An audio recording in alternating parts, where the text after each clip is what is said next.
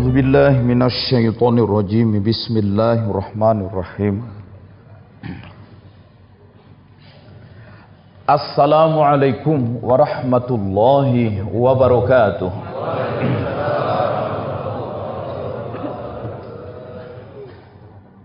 Alhamdulillahi rabbil alamin wa bihi nasta'inu ala umurid dunya waddin.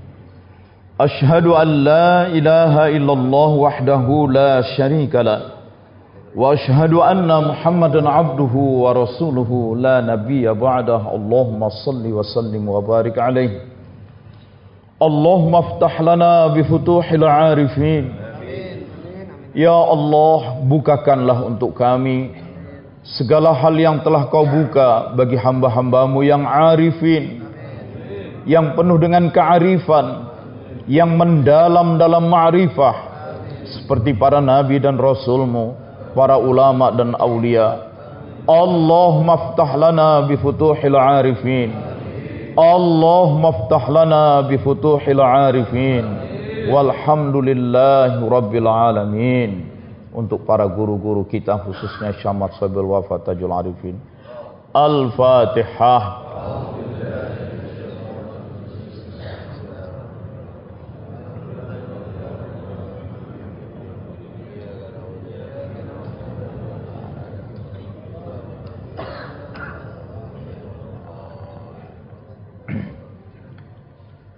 Hadirin, hadirat sekalian, hamba-hamba Allah yang mulia. Apa kabar hari ini? Pak Aiko masih semangat terus. Nungguin khalwat 40 hari lagi. Kapan nih khalwat tahun ini, ada enggak? 2023 ya. Bulan apa nanti itu? Rajab, insyaallah.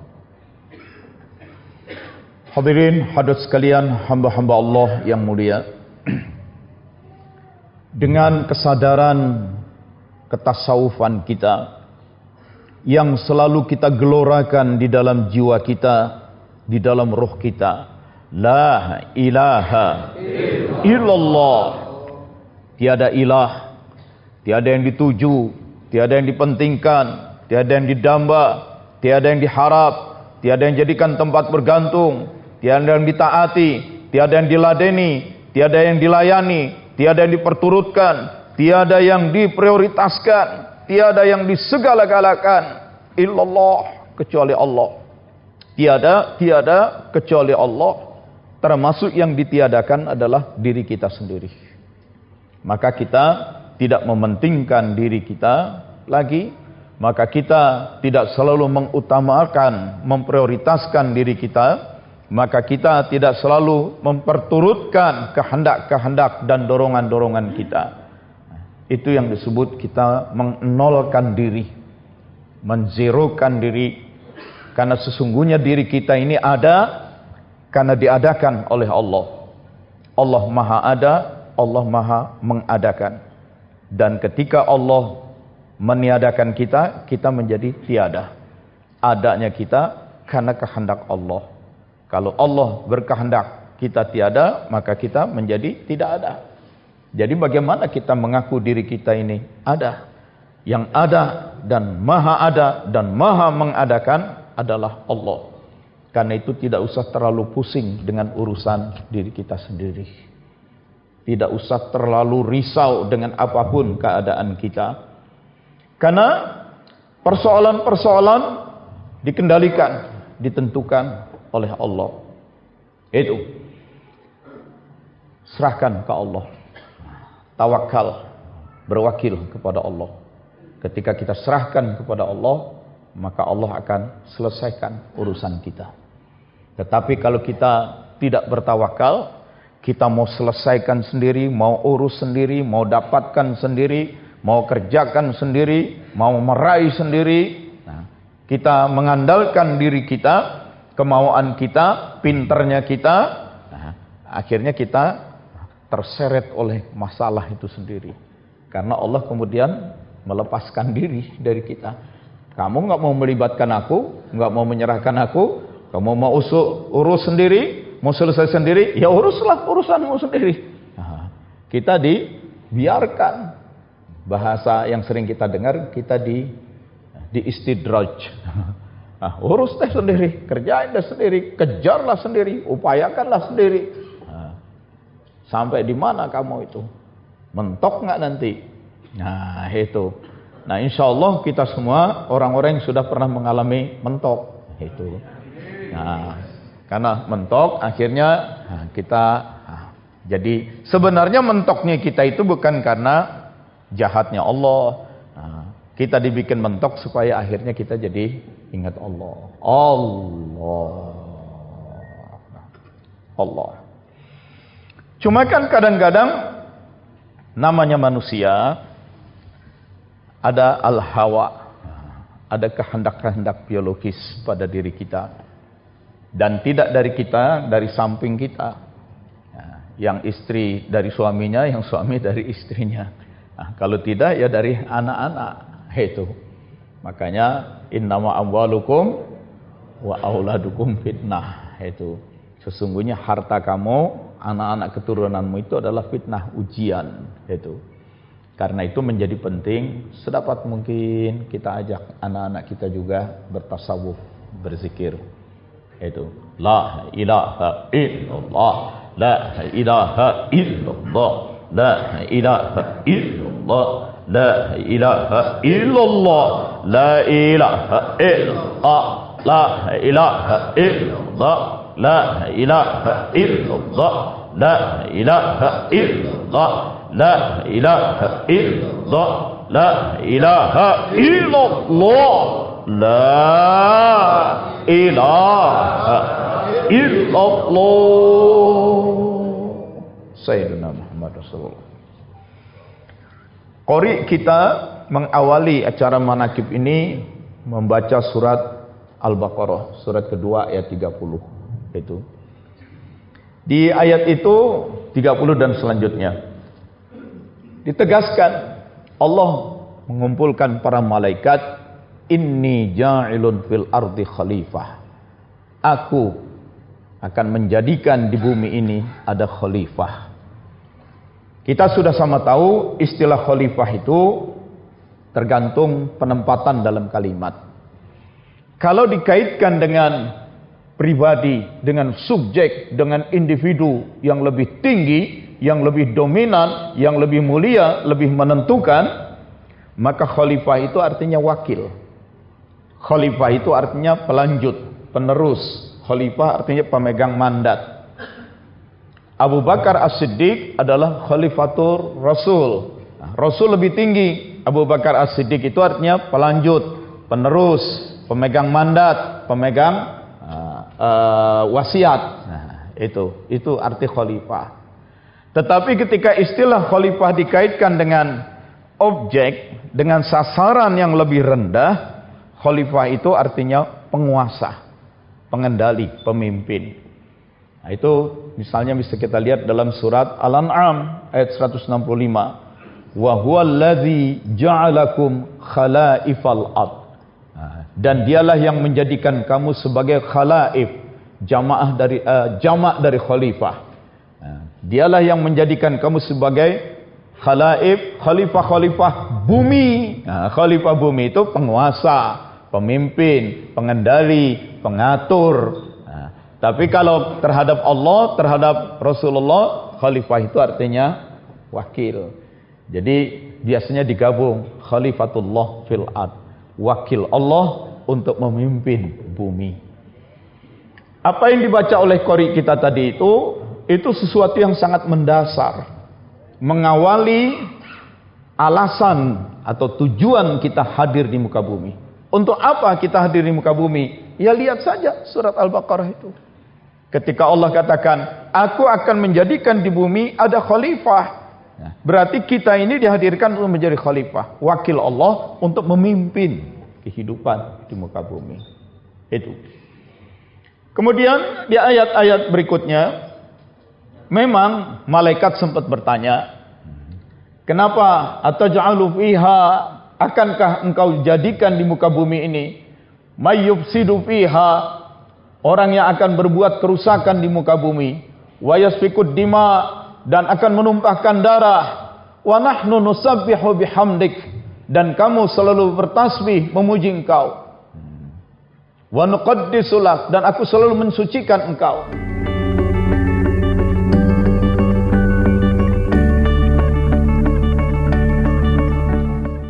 Itu pertanyaan malaikat. Kenapa harus ada lagi yang lain? Bukankah sudah ada kami para malaikat yang selalu bertasbih, yang selalu mensucikan Engkau? Kenapa harus ada lagi yang lain? Karena yang lain itu bisa menimbulkan kerusakan. Itu. Ya. Saya tidak akan bahas kajian historiknya. Kok sepertinya malaikat udah tahu gitu ya. Nah, itu ada pembahasan lain. Nah, tapi kita mau ke depan aja. Ditanya begitu, Allah mengatakan, "Inni a'lamu ma la ta'lamun." Aku lebih tahu, aku paling tahu apa yang tidak kamu ketahui. Nah, lalu dihadirkanlah manusia rohaniah yang pertama dihadirkan ke muka bumi, dimasukkan ke dalam basar, ke dalam badan adalah Adam alaihissalam. Dan dari basar badan yang kedua ditiupkan juga ruh dari alam lahud, yaitu istrinya Hawa, Adam dan Hawa. Kemudian kepada Adam dan Hawa ini Allah berikan sesuatu. Nah, tadi ayatnya dibacakan, wa 'allama Adam al-asma. Allama, Allah allama, mengilmui. Alima, mengetahui. Ilmu pengetahuan. Allama, mengilmui. Jadi kepada Adam itu Allah ilmui. Ilmu apa? Al-asma. Asma jama dari ismun, nama. Apa itu nama? Nama-nama. Allah berikan kepada Adam ilmu berupa nama-nama. Nama adalah simbol. Nama adalah ungkapan, istilah. Nama adalah perlambang. Yang penting kan bukan namanya. Kalau nama itu hanya simbol, ungkapan, yang penting adalah apa yang ada di belakang nama, yang ada di balik simbol itu. Apa yang ada di dalamnya. Jangan terpaku pada yang permukaan, yang superficial. Tapi lihat esensi yang ada di dalam. Itu. Jadi ini ayat yang sangat modern. Itu. Ya.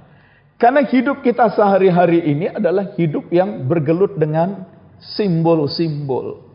Itu. Sehari-hari hidup kita adalah hidup yang bergelut dengan simbol-simbol. Dan simbol-simbol itu, perumpamaan-perumpamaan itu, baik dalam bentuk kata-kata, baik dalam bentuk tulisan, maupun dalam bentuk lain-lain, berkembang sedemikian rupa, sehingga sekarang menjadi apa yang disebut IT, Information Technology. Teknologi informasi itu pada dasarnya teknologi tentang simbol. Itu, ya, tentang simbol. Nah, coba saya lihat di sini. Nah, ada enggak nih?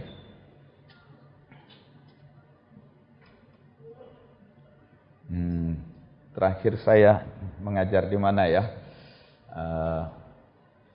Jadi kadang-kadang materinya lupa, diingat terakhir mengajar di mana gitu. Nah, jadi simbol itu kan kode-kode. Manusia kuno dulu di Mesir kuno itu sudah mulai menuliskan simbol-simbol. Ya, simbol-simbol itu berupa huruf hieroglifik. Kemudian dikembangkan simbolnya itu berupa grafiti. Grafiti itu aja goresan tangan. Ini foto dari surat Nabi Muhammad SAW. Stempelnya ini, capnya ini adalah cap Rasulullah. Nah, ditulis di kulit binatang oleh sekretaris beliau Zaid bin Harith. Dikirim kepada Raja Mesir yang beragama Kristen Koptik. Berdakwah. Jadi Rasulullah itu berdakwah. Nah, kita pun lembaga dakwah. Karena itu harus aktif berdakwah. Jangan namanya lembaga dakwah tapi nggak ada dakwahnya. Tidak mengajak, tidak menyeru, tidak mempromosikan. Dari kita semua harus berdakwah, harus mengajak. Kan kita sudah janjian beberapa bulan lalu, terakhir saya ceramah di sini. Mulai bulan depan, datang manakib jangan sendirian, bawa anak, cucu, keponakan, bawa teman. Jadi jangan sendiri. Tiap bulan cari orang yang baru, tiap bulan cari orang yang baru, satu orang aja. Nggak usah banyak-banyak. Orang yang belum bertarekat, sebulan sekali kita bawa satu saja, ya. Apalagi kalau bisa bawa satu truk kayak Pak Haji Marwan, gitu. Kayak bawa satu bus, nggak apa-apa. Ya. Nah, Quran ditulis di kulit-kulit binatang, kemudian dirapikan, dibukukan seperti ini. Nah, ditumpuk jadi satu. Bagian yang paling luar ini, yang coklat tua, itu dari kulit. Kulit onta yang sudah dijemur kering, tebal, jadi keras. Kulit itu bahasa Arabnya jildun. Dari kata jildun, kalau dibaca berarti jadi jilid. Dari jilid itu muncul istilah jilid. Tanya tukang fotokopi di depan, ini dijilid nggak? Jilidnya apa? Pakai plastik atau karton atau pakai apa? Dijilid nggak? Karena jilid itu kulit. Bahasa Inggrisnya kalau kulit buku itu cover. Nah, itu karena arti jildun itu kulit, dari kulit yang keras. Lalu dikembangkan simbol-simbol huruf Braille buat tunanetra. Nah, ini simbol-simbolnya. Ini Quran. Dan baca Quran huruf Braille tetap dari kiri ke kanan, bukan dari kanan ke kiri. Ya, karena simbolnya begitu. Ini simbol. Jadi manusia dari dulu berurusan dengan simbol. Wa 'allama Adamal asma. Allah mengilmui kepada Adam nama-nama. Nama itu istilah-istilah, sebutan-sebutan, simbol-simbol. Nah, simbol-simbol itu baik yang berupa kalimat, berupa kata, berupa istilah, berupa suara, kemudian dicoba dituliskan. Nah, dituliskan, dikodekan. Maka zaman sekarang itu penting belajar coding. Nah, saya tahu anak-anaknya, keponakannya, cucunya belajar coding dari sangat muda. Ya. Di berbagai negara itu SD sudah belajar coding. Itu SD kelas 3, kelas 4 sudah belajar coding. Itu. Nah, saya baru pulang kunjungan ke Eropa, Serbia, Portugal, itu. Tapi bukan nyari pemain bola. Itu. Nah, saya ke museum banyak. Nah, kode itu berubah lagi. Nah, pakai kode bunyi. Nah, itu. Siapa yang pernah belajar kode Morse? Ya? Ada yang pernah belajar? Dulu waktu saya mau jadi anggota orari, ya, ujian itu.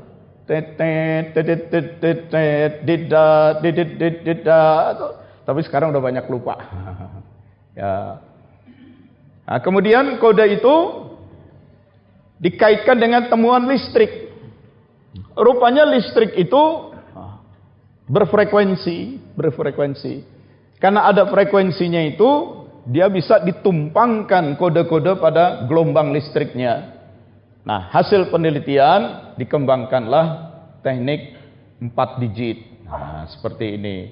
Dan ujung-ujungnya kemudian jadilah seperti ini, kode-kode ini. Itu. Ya. Nah, kalau 1 itu berarti ada arus listrik, kalau 0 tidak ada arus listriknya, dan itu pakai 8 bit. So, udah ada Ustadz Henry itu lagi megang handphone. Nah, dia lagi main kode itu. Nah, bukan kode nalo, bukan kode loto. Dulu ada kode nalo loto ya, kode judi. Nah, ini. Nah, ketika kemudian ditemukan teknologi satelit, setiap saat satelit itu memancarkan simbol-simbol, kode-kode. Nah, ya, kode-kode elektronik. Cepat itu. Maka manusia-manusia yang di muka bumi ini begitu cepat menerima itu semua.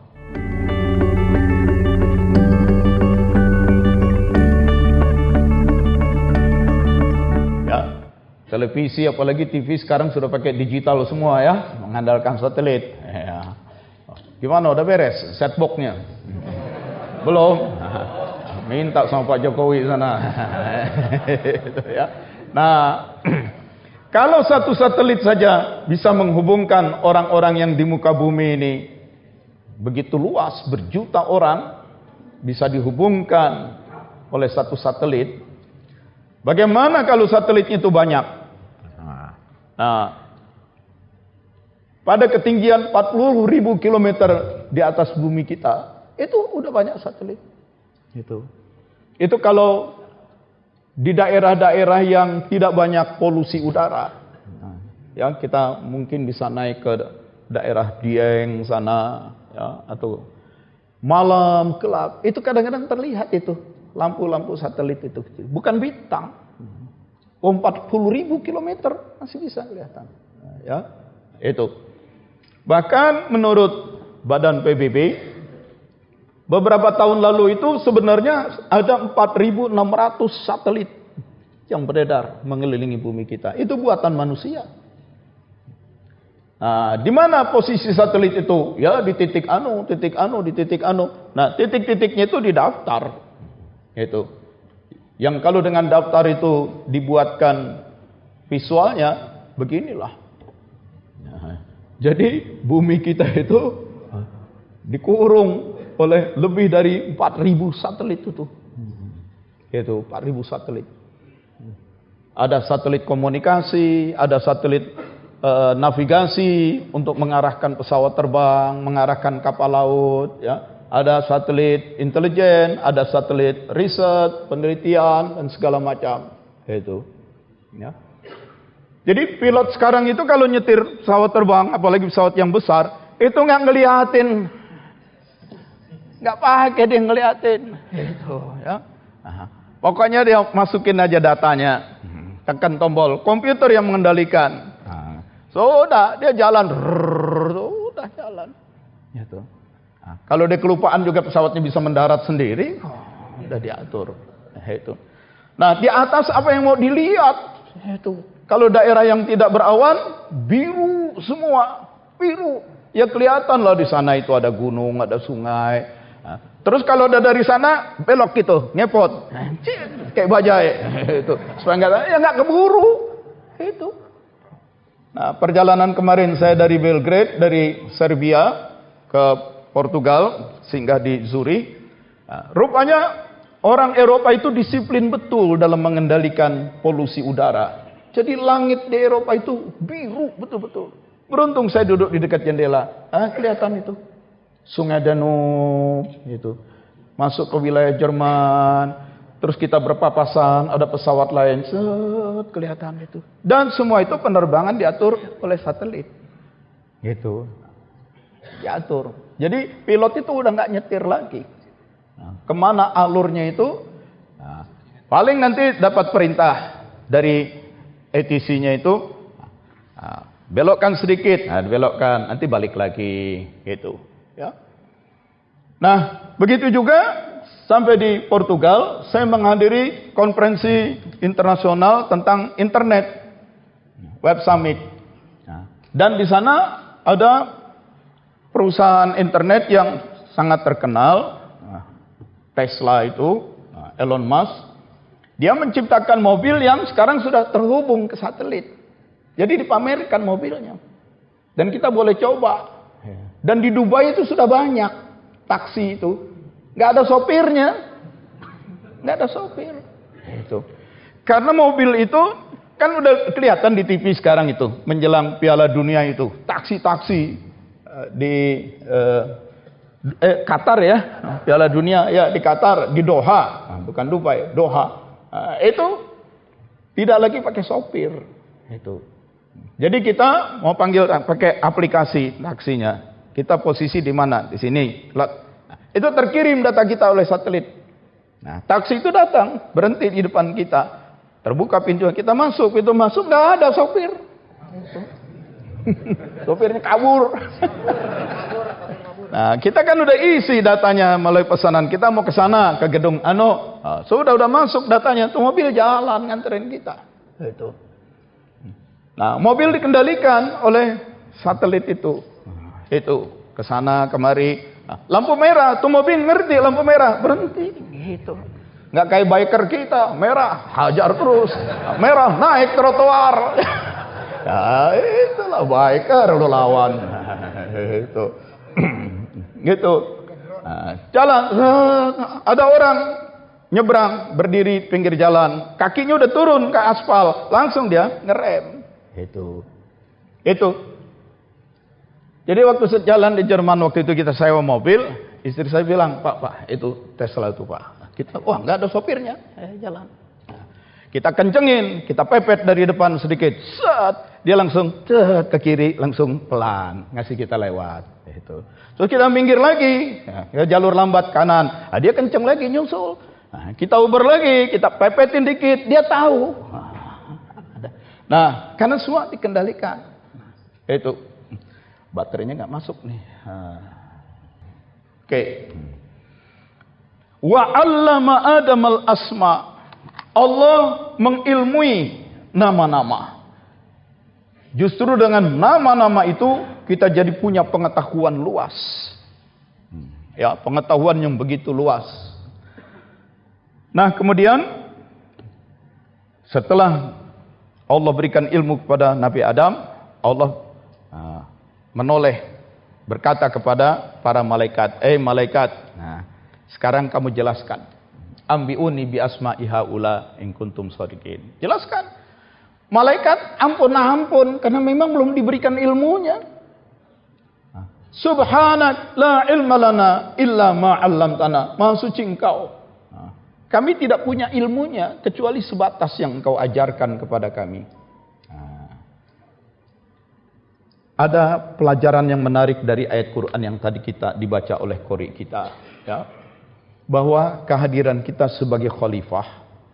Kemudian yang kedua, keunggulan yang Allah berikan kepada kita adalah ilmu. Dan dengan ilmu itulah maka yang ketiga kita dimuliakan. Sehingga malaikat pun usjudu li Adam, sujudlah kalian kepada Adam. Kenapa malaikat disuruh bersujud? Malaikat bilang, akankah engkau jadikan di muka bumi ini ataj'alu fiha may yufsidu fiha wa yasfiku dima wa nahnu nusabbihu bihamdika wa nuqaddisu lak. Kami selalu bertasbih kepada engkau, kami selalu bertahmid memuji engkau, kami selalu mensucikan engkau. Sudah bertasbih, tahmid, mensucikan. Allah bilang, tidak cukup. Kamu tetap harus sujud. Apa kelebihan Adam? Ilmu. Nah, di situ ilmu. Jadi nggak cukup tasbih saja. Itu ilmu. Ya. Ini penting. Karena kadang-kadang ada juga kawan-kawan kita di TKN ini. Udahlah, yang penting zikir aja. Enggak usah belajar ilmu macam-macam. Itu ilmu bisa menjadi hijab, membuat kamu jadi nggak kenal Allah. Ilmu jadi bikin kamu takabur, katanya. Loh, kalau memang tidak belajar ilmu, buat apa guru mursyid kita Abah Hanom menyelenggarakan pendidikan, mulai dari TK, dari diniyahnya, SD, SMP, SMA, SMK, sampai perguruan tinggi. Buat apa kalau memang ilmu tidak penting? Seorang guru tasawuf menyelenggarakan lembaga pendidikan yang begitu berat. Ilmu tetap penting. Kemudian yang lain yang ingin saya sampaikan. Setelah qori membacakan Quran, ini ayat tentang kedudukan sebagai khalifah. Ini ayat keunggulan manusia ada pada ilmu. Ini ayat yang menyebabkan malaikat sujud. Meskipun malaikat sudah bertasbih, bertahmid, tidak cukup tasbih dan tahmid. Tetap harus ada ilmu. Nah, itu. Lalu kita membahas tanbih. Ketika tanbih dibaca tadi, yang saya cermati, ya, kita kan sudah sering dengar baca tanbih. Tapi kan kita kalau sedang manakib, diperintahkan tawajuh.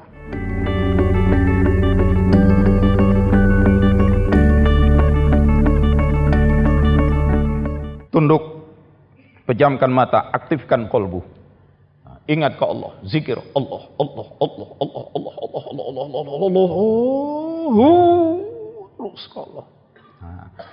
Nah, jadi tanbih sering kita baca. Tapi dengan kita membuka antena parabola di dalam kolbu kita, nyambung ke super satelit. Super satelitnya itu kan aras Allah. Jos. Maka tanbih yang sering kita dengar itu maknanya bagi kita bisa berbeda-beda pada kesempatan yang berbeda. Nah, yang tadi yang tertangkap, kenapa dalam tanbih itu berulang-ulang? Abah Sepuh melalui Abah Anom menyebut agama dan negara, agama dan negara. Maka selesai tanbih dibaca, saya buka aplikasi TKN News. Udah punya belum aplikasinya? Ada ya? Saya buka TKN News. Itu. Saya lihat tanbih. Ternyata dalam tanbih itu ada 7 kali Abah Anom menyebut agama dan negara, agama dan negara, agama dan negara, agama dan negara, agama dan negara, agama dan negara, agama dan negara. Apa ini kaitannya? Negara itu kan organisasi bagaimana kita hidup bersama di muka bumi. Agama itu kan urusan kita dengan Allah sampai awaluddin ma'rifatullah. Keberagamaan itu dimulai dengan mengenal Allah. Bernegara itu hidup bersama.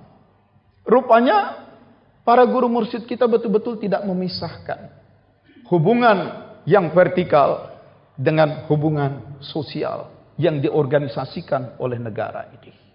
Kita diminta untuk taat. Bagaimana taat agama? Pelajari sumber-sumber agama. Sumber agama yang utama Al-Quran. Kemudian sunnah Rasul, ya. Kemudian ijma, kemudian kias. Nah, itu kan menjadi sumber hukum. Ya. Bahkan kemudian ketika kita masuk kepada manqobah, Syekh Abdul Qadir Al-Jailani menyampaikan pesan, wahai Ananda, ayah berwasiat, bertakwalah kepada Allah. Pegang syarak, pegang syariat. Pegang syariah. Mudah-mudahan 2 hari yang akan datang, Ustadz Handri dan Ustadz Eep akan hadir pada Muntada Sanawi. Pertemuan tahunan Dewan Pengawas Syariah yang diselenggarakan oleh Komisi Fatwa MUI. Nah, nanti pulang dari sana, beliau-beliau ini akan membawa oleh-oleh tentang syariah yang lebih luas lagi. Dan nanti kita boleh tambah, selain kita ada kursus tasawuf, nanti ada kursus tentang syariah. Kita kaji, misalnya yang paling gampang dari kitab Al-Wajiznya Syekh Wahbah Az-Zuhaili lah, tentang usulul fikih itu. Nah, kita bahas kitab itu tentang usulul fikih. Ya. Karena itu tentang syariah. Dan Syekh Abdul Qadir bilang, bertakwalah kepada Allah, pegang syarak, pegang syariah. Jangan karena tarekat lalu mengabaikan syariat. Nah, itu ya. Jangan karena tarekat mengabaikan syariat, pegang syariat. Bagaimana kita mau taat syariat kalau tidak kita pelajari sumber-sumbernya itu. Dan laksanakan dengan sebaik-baiknya. Dan pelihara pula batas-batas agama. Ketahuilah bahwa tarekatku dibangun berdasarkan Al-Quran dan Sunnah Rasulullah SAW. Kadang-kadang kalau udah bertarekat, kebanyakan asik zikir, lupa. Sampai seminggu sama sekali nggak baca Quran. Gak megang Quran. Ya. Ya kan hataman udah baca Quran katanya. Di situ ada qul a'udzu birabbil falaq, qul a'udzu birabbin nas, ada al-ikhlas. Kan udah baca. Iya, tapi itu kan ngeles baja ya namanya. Itu ya. Ya, tiap malam manakib, tapi diri sendiri nggak pegang Quran. Ya kan manakib udah dibacain Quran, Pak. Nah, itu ya. Bacalah Quran. Jangan dari satu Ramadan ke Ramadan nggak pernah khatam Quran. Kemudian yang lain yang menarik, pesan dari Syekh Abdul Qadir ini. Hendaknya kamu berjiwa bersih. Oh ya, urusan tarekat berjiwa bersih. Tazkiyatun nafs, tazkiyatul qulub. Tapi apa kata Syekh Abdul Qadir? Hendaklah kamu berjiwa bersih, dermawan, murah hati, dan suka memberi pertolongan kepada orang lain dengan jalan kebaikan. Kedermawanan, lagi-lagi hidup sosial. Kehidupan sosial. Itu. Jadi ibadah kepada Allah, agama, dan kehidupan sosial tidak dipisah. Organisasi kehidupan sosial, organisasinya adalah negara. Taat pada agama, pelajari sumber-sumber agama, syariat. Taat pada negara, pelajari konstitusi. Saya mau tanya, siapa di antara kita yang udah pernah baca Undang-Undang Dasar dari awal sampai akhir? Waktu sekolah pernah dulu. Ya, mudah-mudahan itu juga. Jangan-jangan yang sepanjang sekolah pun nggak pernah baca Undang-Undang Dasar. Undang-Undang Dasar kita udah berubah. Namanya doang UUD 1945. Tapi tahun 2000 sampai tahun 2002 itu sudah 4 kali diubah. Istilahnya amendement. Nah, amendement itu menyebabkan Undang-Undang Dasar kita berubah. Konstitusi Undang-Undang Dasar itu adalah landasan hukum bagi negara. Bagaimana mau taat negara kalau tidak pernah baca Undang-Undang Dasar? Nanti Haji Marwan kita minta menyiapkan kursus tentang konstitusi. Siapkan nanti. Gak mungkin jadi orang TKN yang baik, yang taat pada agama dan negara, kalau tidak paham sumber-sumbernya. Jadi harus dibahas nanti tentang konstitusi. Supaya sebagai warga negara Anda juga tahu hak dan kewajiban yang diatur dalam konstitusi. Supaya kalau Anda menjadi aparat sipil negara juga tahu hak dan kewajiban. Kadang-kadang udah jadi pegawai negeri, jadi ASN, udah masuknya nyogok, nyuap. Kerjanya ngotil melulu gitu. Ya. Mengais-ngais proyek-proyek APBN, tilep sana, tilep sini. Tapi setelah itu tarekat, Allah, kok hidup jadi susah. Yang lain aja cuma lulus pesantren, yang lain saja jadi merbot masjid, bisa zikir tenang. Kamu udah sarjana, udah S1, S2, S3, punya jabatan, kok masih susah melulu hidup? Apa sih yang kamu makan? Itu. Jadi akhirnya apa yang kamu makan? Lihat laporan proyek, beres enggak? SPJ beres enggak? Itu. Nah, itu. Nah. Masa gelar udah S1, S2, S3 masih gelisah. Samsung aja S22 tenang-tenang aja. Nah, itu. Tolong Pak Haji Marwan disiapkan nanti kita bahas bersama. Dalam rangka menjadi ikhwan TKN yang baik, kita harus belajar syariat dan kita belajar konstitusi. Apalagi menjelang musim pemilu nih. Tahun 2004. Ada pemilihan presiden, pemilihan DPR, ada pemilihan DPRD, tingkat provinsi dan kabupaten kota, ada pemilihan gubernur, ada pemilihan bupati dan wali kota. Ini semua terkait dengan negara. Kita harus sadar konstitusi. Jangan jadi rakyat dibohongin melulu. Itu. Nah, supaya sadar, ini adalah amanah tanbih. Amanah tanbih. Sehingga Abah Sepuh, Abah Anom dalam tanbih saja menyebut sampai 7 taati agama dan negara, agama dan negara. Saya mau sambung lagi apa manqobah kita tadi. Jadi itu bahkan wasiat dari Syekh Abdul Qadir menjelang beliau wafat. Ya. Pelajari syariat, hidup berjiwa bersih, dermawan, murah hati. Nah, berarti tanggung jawab sosial. Tanggung jawab sosial ini harus kita bangun. Setiap orang punya tanggung jawab sosial. Hidup kita zaman sekarang ini jangan dianggap biasa-biasa saja. Jangan dianggap tidak ada masalah. Listriknya nggak masuk, habis. Habis baterainya ini.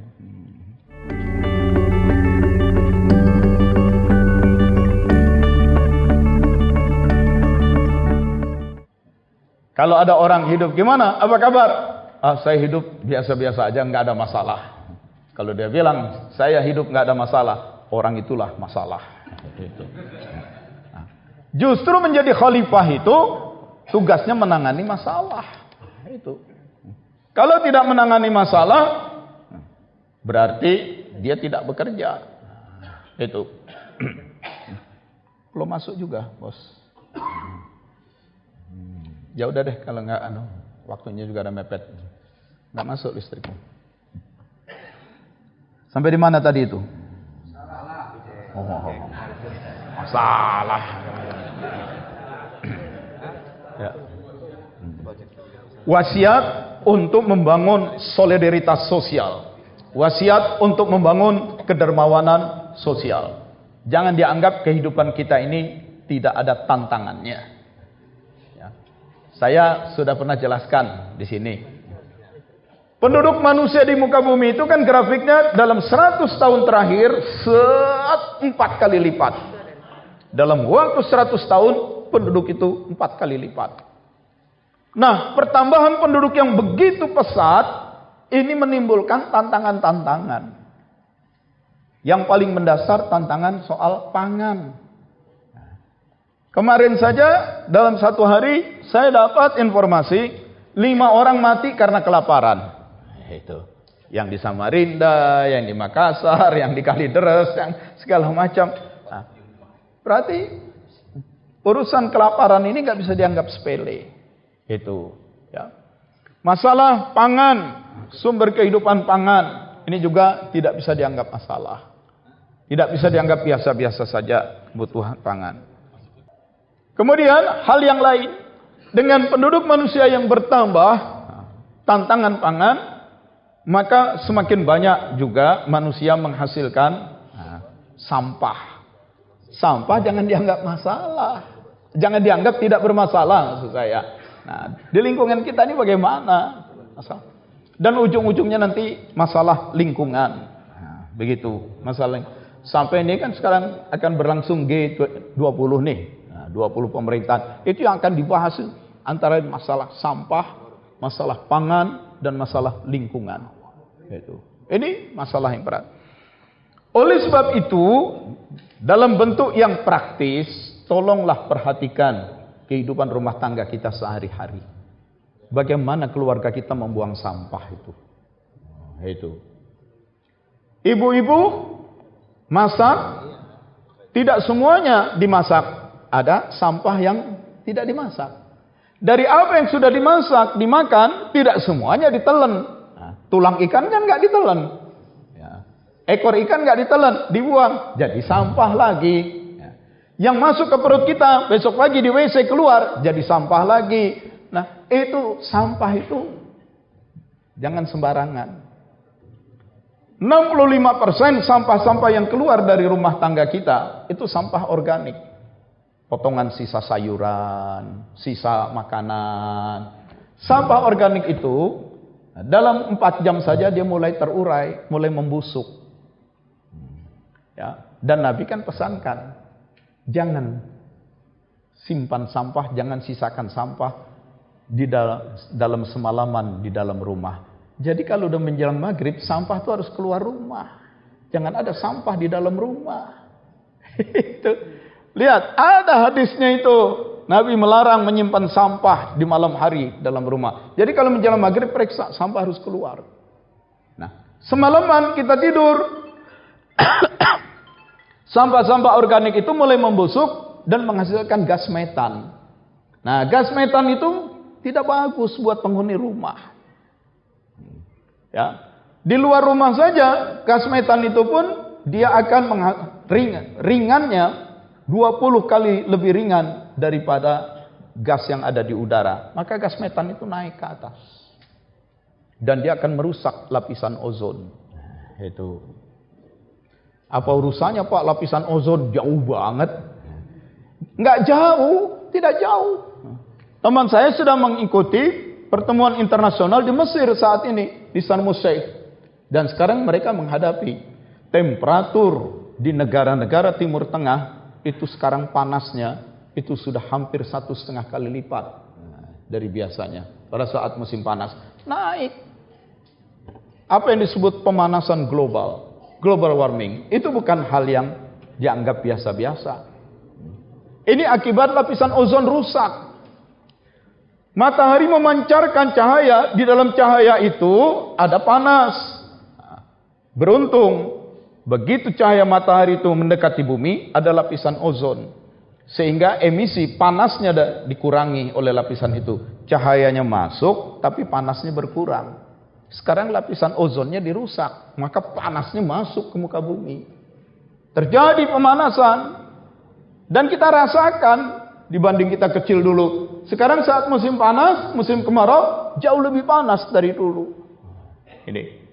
Itu sebabnya kemudian banyak sumber-sumber air menjadi kering, orang menjadi susah. Ini. Kembali, kita ini kan orang tarekat. Ya kita harus taat mengikuti petunjuk para guru mursyid kita.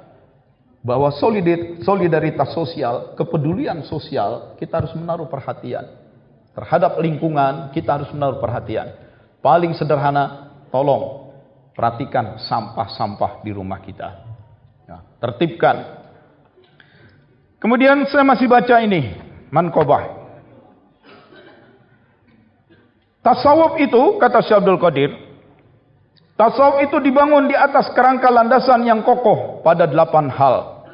Nomor 1, kedermawanan. Itu. Terima kasih kepada MLS, kelompok menembus langit Suryalaya. Rajin ngumpulin kencelengan. Di rumah-rumah anggotanya ditaruh kaleng. Kaleng tabungan. Ada yang ibu pulang belanja, masukin 1.000, masukin 5.000. Tiap menjelang manakib, itu dibongkar, dibawa ke sini. Sekarang saja sudah begini penuh. Masjid ini memerlukan perluasan. Dan rencana perluasan itu harus diwujudkan.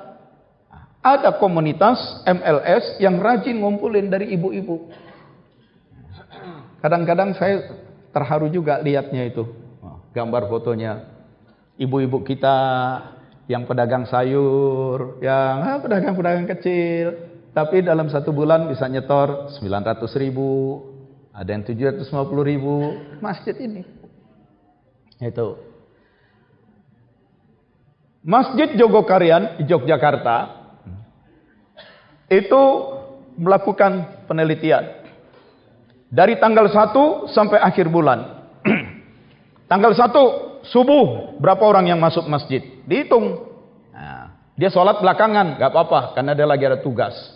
Subuh sekian orang, zuhur sekian orang, asar sekian orang, terus selama 30 hari.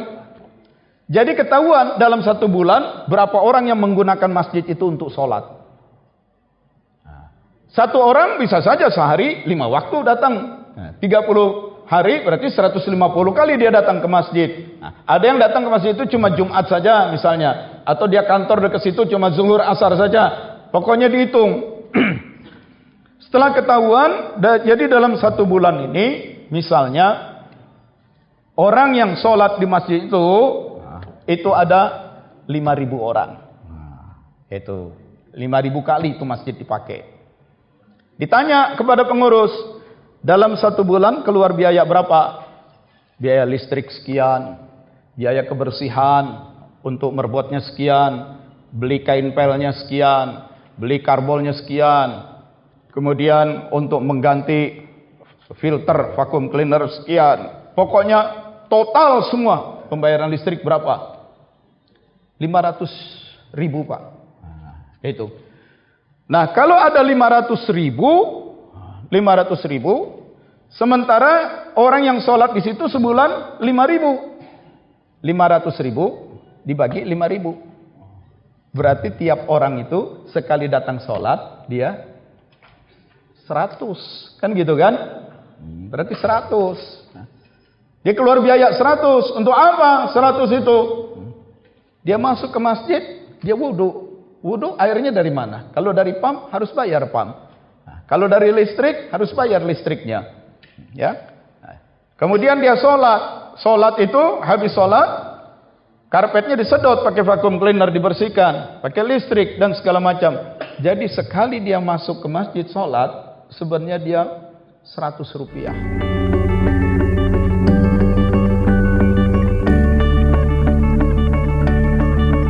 Kecil kan? Kecil. Itu. Sehari dia 5 kali sholat di situ, berarti 500. Seminggu 7 hari, 500 kali 7, 3.500. Ngisi kencelengannya sejumat sekali. Ngisi kencelengannya berapa? 1.000. Lah dia pakai masjid itu dibiayai 3.500, ngisi kencelengannya 1.000. Berarti tekor 2.500. Nah, tekornya diambil dari mana? Dari pahalanya. Itu. Jadi hati-hati Anda yang isi kencelengan terlalu sedikit, jangan merasa aman. Nanti di akhirat kelihatan tuh laporan neracanya. Sholat sekian kali, ngisi kencelengannya sekali, padahal biaya kepakai sholatnya. Lah, itu sejumat dia tekor 2.500. 4 kali Jumatan sebulan 10.000. Setahun 10.000 kali 12, 120.000. Udah 5 tahun dia di situ. Nanti dikurangin pahalanya. Itu. Nah, jadi diumumkan di Masjid Jogokarian, Bapak sholat Jumat, Bapak ini hasil penelitian ini, munculkan di layar. Dalam sebulan terakhir yang sholat sekian, uang masuk sekian. Jadi bapak-bapak ingat ya, setiap kali sholat di sini itu mengeluarkan biaya.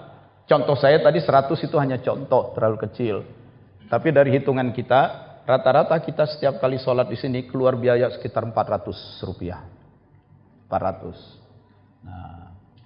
Nah, jadi kalau Bapak ngisi kencelengannya sebulan sekali atau seminggu sekali, itu terlalu sedikit. Oleh sebab itu pahala Bapak nanti bakal dipotong. Nah, itu. Maka Jumat berikutnya pada ngisi kencelengan lebih banyak. Itu nggak mau dia pahala sholatnya dipotong, tekor.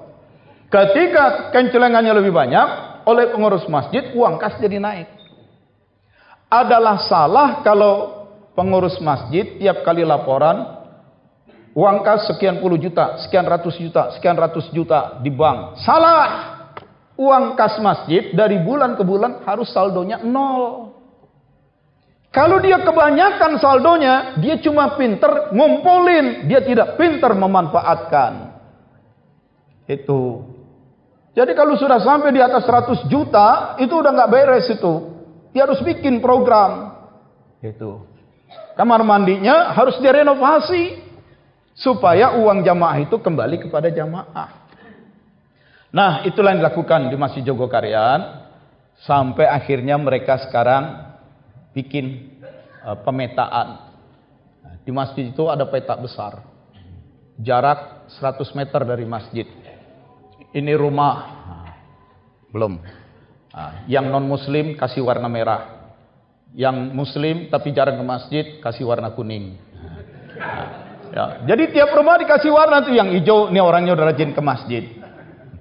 Maka diundang ustadz, dilatih psikologi, pendekatan, bahasa komunikasi yang baik. Tiap 1 jam menjelang sholat itu mendatangi rumah-rumah yang warna kuning itu, mengajak orang untuk ke masjid. Nah, ustadz itu didanai. Nah, itu. Nah, ringkas cerita. Anak-anak di sekitar Masjid Jogokarian sebelum subuh sudah dibangunkan dan mandi. Berangkat ke masjid, sudah mandi, sudah pakai seragam sekolah. Sholat subuh di masjid, selesai sholat subuh dikasih bimbingan agama. Apakah ceramah atau baca Quran. Setelah itu mereka sarapan di masjid. Makan pagi di masjid. Dengan kualitas gizi yang bagus. Selesai makan, mereka berangkat sekolah dari masjid. Itu. Karena ada uang kas.